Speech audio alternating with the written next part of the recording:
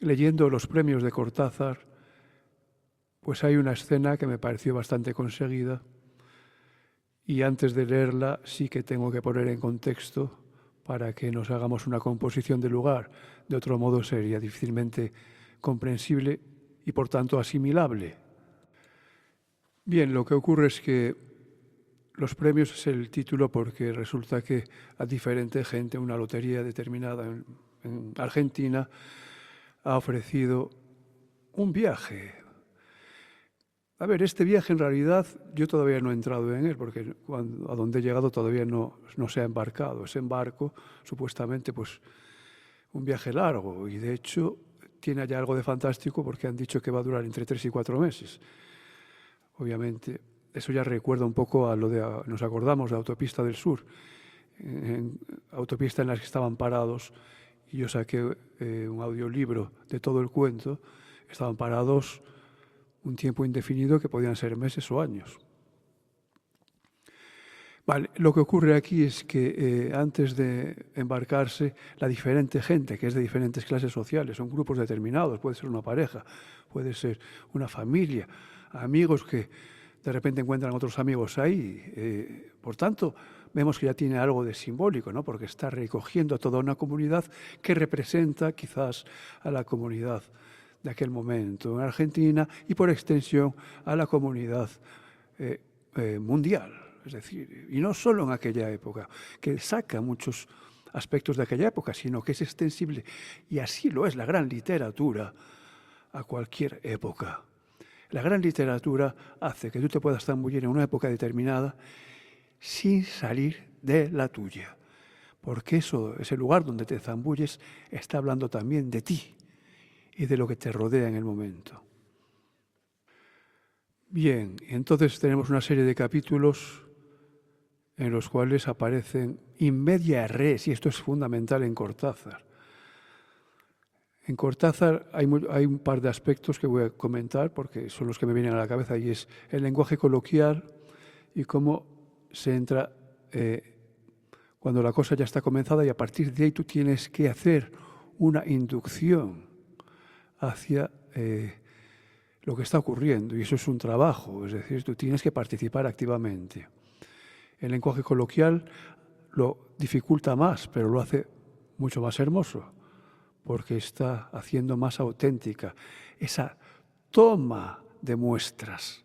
Es decir, el lenguaje coloquial es una toma de muestras de una época y un lugar determinado para el mundo, para el universo, para el futuro. Esa toma de muestras es lo más auténtico posible cuando respeta esa forma lingüística coloquial determinada, oral casi siempre, obviamente. Entre otras cosas, porque posiblemente esa forma va a desaparecer en 20, 30 años. Otras perviven. Por tanto, tiene también ese aspecto de documento histórico o crónica. Y es una in media res, repito, porque entramos en el meollo de la cuestión que ya está ocurriendo desde lo particular. Y de ahí tenemos que pasar a lo general. Por eso digo inducción. Y lo que ocurre, lo que vamos deduciendo, porque nosotros usamos la palabra deduciendo, es que primero están viéndose tanta gente desconocida en ese lugar, que es la antesala, es el prolegómeno de pasar a ese barco, que es prometedor y al mismo tiempo tiene algo de enigmático. Vale, cada escena pues es un grupo determinado y esto requiere bastante trabajo por parte del cerebro lector, porque hablan unos de otros y claro, nosotros no los conocemos. Bien, lo que voy a leer es simplemente uno de esos grupos. ¿De qué hablan? ¿De qué no hablan? Porque creo, como dije, que está bastante conseguido. Por cierto, hablan de un personaje importante que es como una especie de pequeño cacique o pequeño señor feudal, que sería un gallego. Y de hecho se llama de apellido Porriño. Galo Porriño. Es interesante porque yo al leer estas escenas que he leído, no sé por qué, pero me siento como si fuera un teatro, ¿no? Tiene algo de teatro medio existencial, medio absurdo. Te puedes imaginar, quizás porque, claro, cada escena está centrada en un grupo determinado, ¿no? Y habla de otros, pero a los otros no se les ve. Es decir, notas que están como de fondo en otros lugares, como si estuvieran en otras estancias. Luego otra escena pasa a otro grupo y está centrado en ese grupo, ¿no? En sus vivencias, en sus impresiones sobre lo que va a ocurrir, lo que no va a ocurrir, en sus relaciones internas entre ellos, y da una impresión de estar viendo una obra de teatro, de alguna manera. Y no podemos olvidar, importantísimo, el teatro se define por ser inductivo. Claro, el teatro es una conversación de la cual nosotros deducimos todo. Y repito, uso la palabra deducción porque es la que se usa comúnmente en el lenguaje, pero lo correcto sería pasar de lo particular a lo general, sería inducción. Es decir, a partir de simplemente una conversación que lleva muy pocos comentarios externos, que no lleva descripciones, nosotros a partir de la conversación en el teatro pasamos a la situación, a las causas, a las razones, al lugar, al tiempo. Es decir, es inductivo por excelencia el teatro. Y es maravilloso por eso. Claro, el teatro está hecho para verlo. Pero si lo lees, no deja de ser muy, muy gratificante. Muy aconsejable leer teatro. Y muy aconsejable ir al teatro.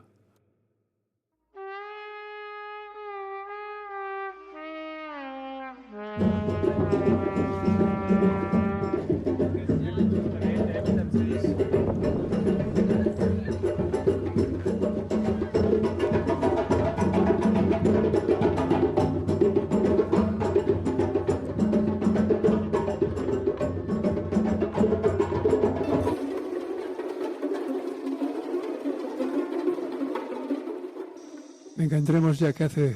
Mira, que nos vamos a empapar, coño, vamos.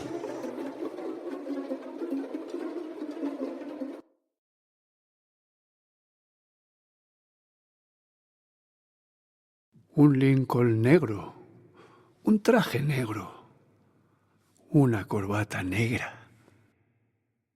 El resto borroso. De don Galo Porriño, lo que más se veía era el chofer, de imponentes espaldas, y la silla de ruedas donde la goma luchaba con el cromo. Mucha gente se detuvo para ver cómo el chofer y la enfermera sacaban a don Galo y lo bajaban a la vereda. En las caras se advertía una lástima mitigada por la evidente fortuna del valetudinario caballero. A eso se sumaba que don Galo parecía un pollo de los de cogote pelado, con un modo tan revirado de mirar que daba ganas de cantarle la Internacional en plena cara. Cosa que jamás nadie había hecho, según afirmó Medrano. A pesar de ser Argentina, un país libre, y la música un arte fomentado en los mejores círculos. Me había olvidado que don Galo también ganó un premio. ¿Cómo no iba a ganar un premio, don Galo? Eso sí, en mi vida imaginé que el viejo haría el viaje. Es simplemente increíble. ¿Es un señor que usted conoce?, preguntó Nora. El que en Junín no conozca a don Galo Porriño merece ser lapidado en la hermosa plaza de Anchas Veredas, dijo Medrano. Los azares de mi profesión me llevaron a padecer un consultorio en esa progresista ciudad hasta hace unos 5 años, época fasta en que pude bajar a Buenos Aires. Don Galo fue uno de los primeros prohombres que conocí por allá. «Parece un caballero respetable», dijo el doctor Restelli.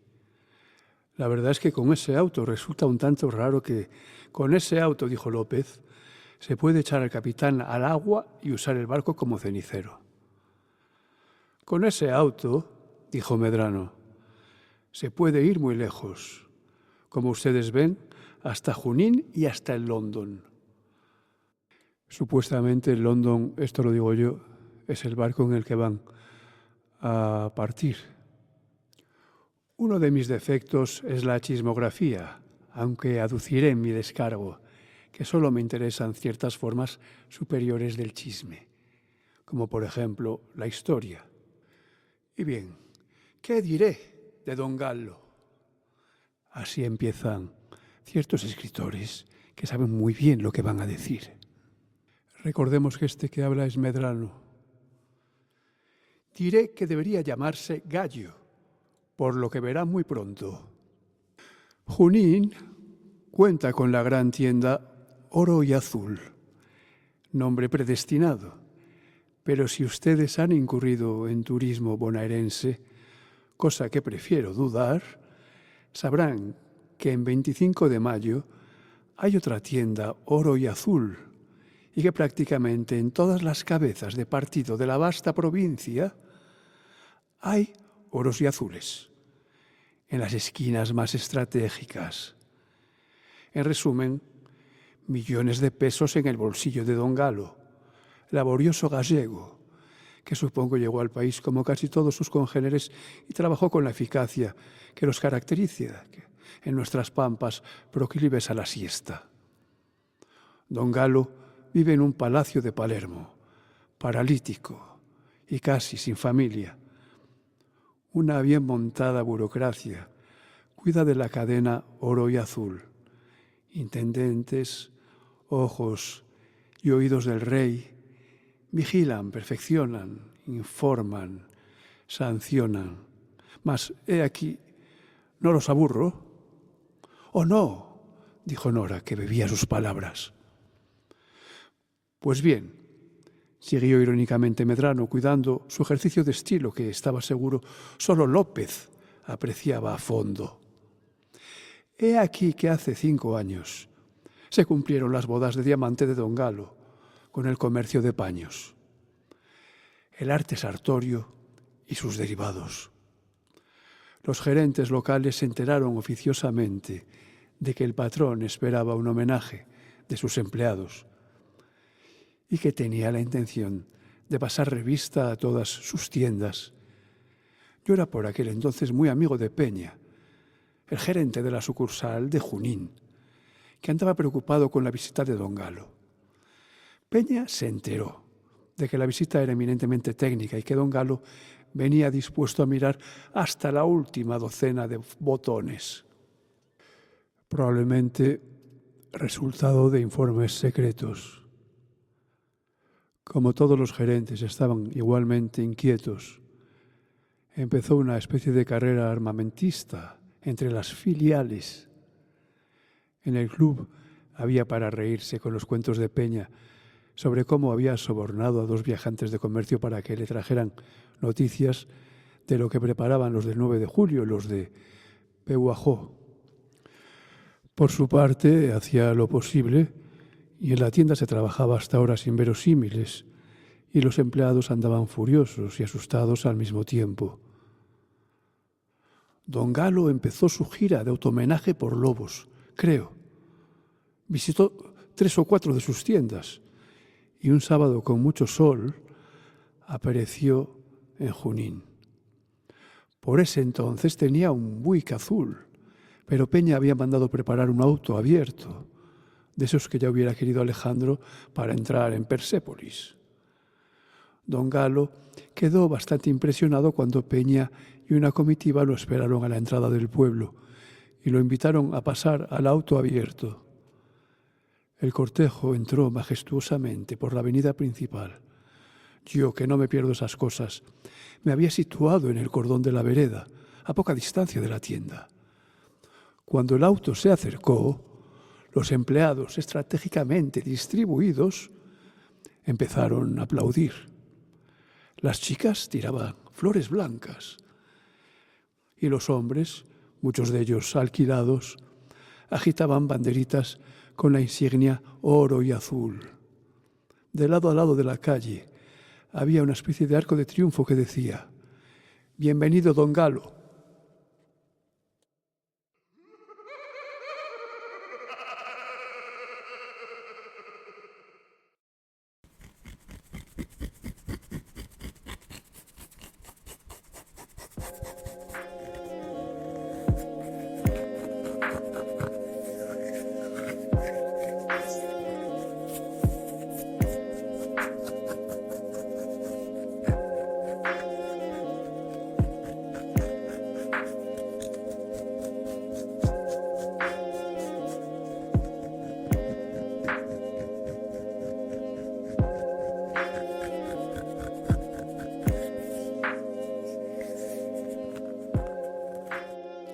A Peña esta familiaridad le había costado una noche de insomnio, pero al viejo le gustó el coraje de sus súbditos.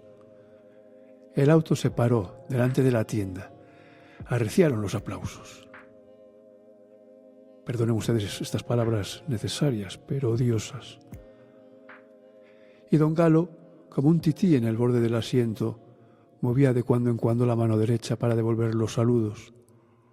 Les advierto que pudiera haber saludado con las dos, pero ya me había dado cuenta yo de los puntos que calzaba el personaje y que Peña no había exagerado. El señor feudal visitaba a sus siervos, requería y sopesaba el homenaje con un aire entre amable y desconfiado. Yo me rompía la cabeza tratando de recordar dónde había visto yo una escena como esa. No la escena misma, porque en sí era igual a cualquier recepción oficial, con banderitas y carteles y ramos de flores. Era lo que encubría y para mí revelaba la escena, algo que abarcaba a los aterrados horteras, al pobre Peña, al aire entre aburrido y ávido de la cara de don Galo.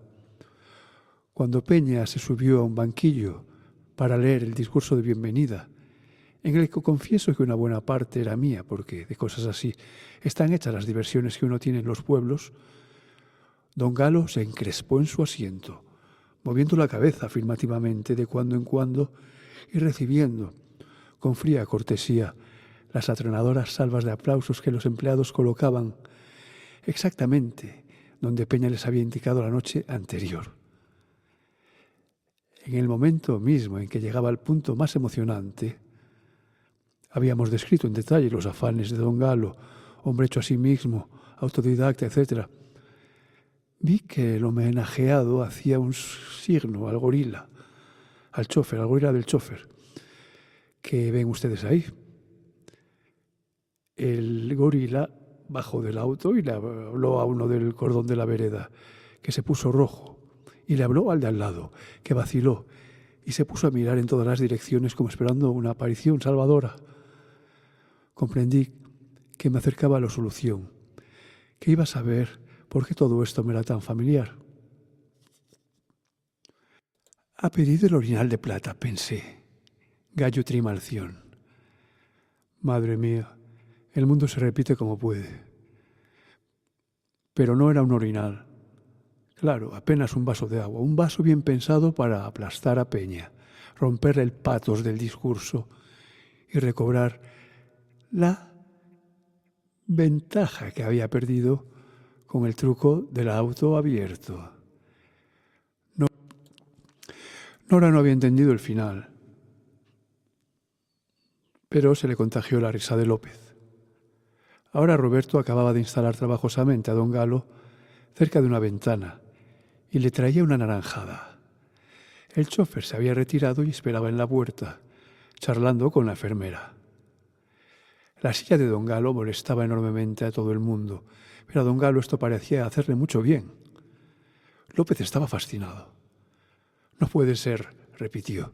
«Con esa salud y toda esa plata se va a embarcar nada más que porque es gratis». «No tan gratis», dijo Medrano. El número le costó 10 pesos, che. En la vejez de los hombres de acción suele darse esos caprichos de adolescentes, dijo el doctor Restelli. Yo mismo, fortuna aparte, me pregunto si realmente debería... Ahí vienen unos tipos con bandoneones, dijo Lucio. ¿Será por nosotros? No digas que no te acuerdas, que no recuerdas el color de la lluvia en nuestros ojos cuando hacíamos el amor. Tengo que ser fuerte, rematar esta canción. Oh, oh, no quiero ser estatua de sal. Dime si tengo alma de perro.